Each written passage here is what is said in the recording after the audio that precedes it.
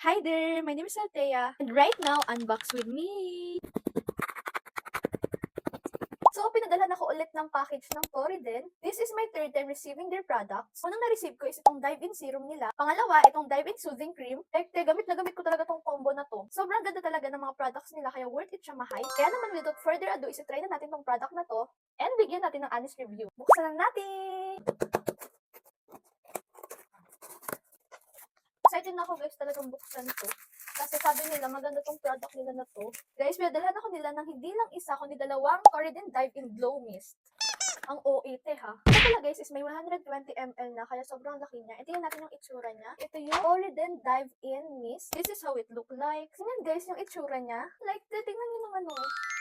Katulad ng ibang Toriden Dive-In na meron ako, meron din itong hyaluronic acid which is nagbibigay siya ng deep hydration sa face mo. Itong Toriden Dive-In Glow Mist is mayroong hyaluronic acid at ceramide. This is designed to hydrate, soothe, and give our skin the radiant look it deserves. Haluin muna pala natin siya. Tingnan natin if it really works well on the skin.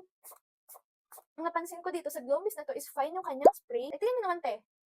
Like, ano ba yan? Ba't ganito yan ka-glowy at kaplam? Ganon siya. Like, tingnan nyo naman yung side-to-side comparison. Makikita mo nag-glow talaga yung face ko compare dito sa neck ko. Now, ginamit natin to as our skin prep. Kaya naman itry natin siya after using makeup. Ito yung before niya. Busin ko lang guys yung makeup look ko and I'll be back.